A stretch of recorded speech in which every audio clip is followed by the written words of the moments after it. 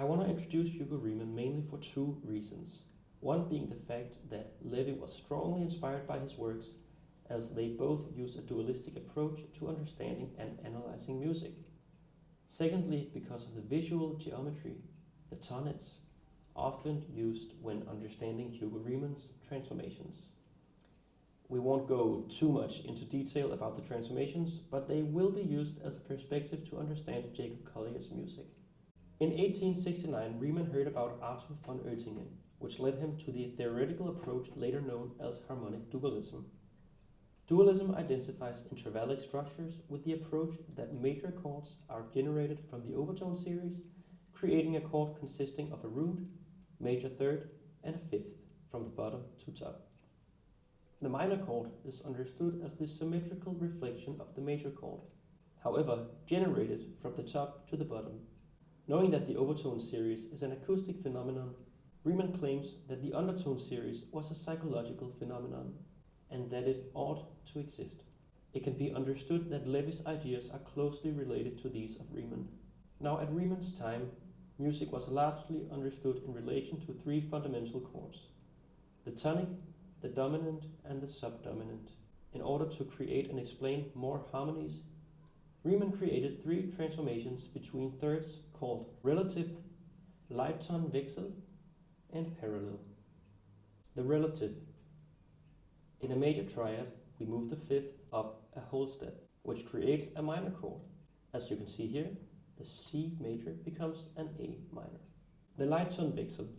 It exchanges the root in a major triad with its leading tone, which connects a tonic major triad with its third step minor triad. In this example, a C major becomes an E minor chord. The parallel. This transformation is different from the others, and it indicates a change in key. This time, it's the third of the major triad that moves down a half step. In this case, the C major chord becomes a C minor chord. All of these transformations can be boiled down to one letter. Relative will be called R, the Light-Ton-Wechsel will be called L, and the parallel be called P. Now, a bunch of other transformations do exist, but we won't go into much details about that. Hugo Riemann introduced something called a tone nets. The tone nets, in its own word, is a net of tones. A tone net, tonnets. Now, many different tonnets have been used to understand and explain and analyze music. We won't be using Riemann's, but another one based on triangles. In the triangular tonnets, there are three types of lines. The horizontal line from left to right and right to left moves in fifths. The diagonal line moving from bottom left to top right moves in major thirds. The other diagonal line moving from bottom right to top left moves in minor thirds. This triangular tonnets helps us to understand the polarity of chords. As you can see, the upward facing triangle C, E, and G is just straight above the downward facing triangle of C, E flat, and G. This is actually what the negative harmony theory explains.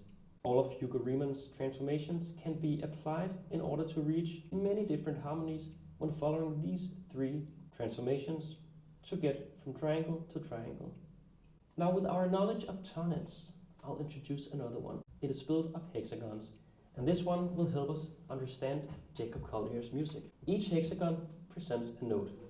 When we move south, it will move down chromatically in half steps.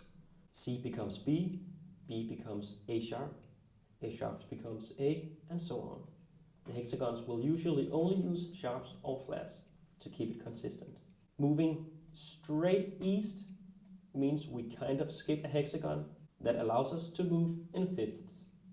Moving southeast raises us a minor third from C to D sharp to F sharp, and so on. Moving northeast raises us a major third, moving us from B to D sharp and D sharp to G, and so on. Of course, this works in both directions. Now, what Jacob Collier does is that he plays these huge chords, but he actually moves them chromatically.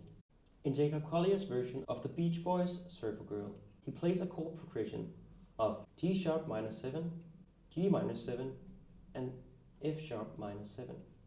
And when we add these notes to the hexagonic system, or the hexagonic tonets, we'll see that it makes perfect sense to make the first chord the G sharp minor 7 and move it down entirely to the G minor 7 and once again to the F sharp minor 7. Now, using the tonets in this way, it doesn't explain what he does, but it helps us to observe what he does.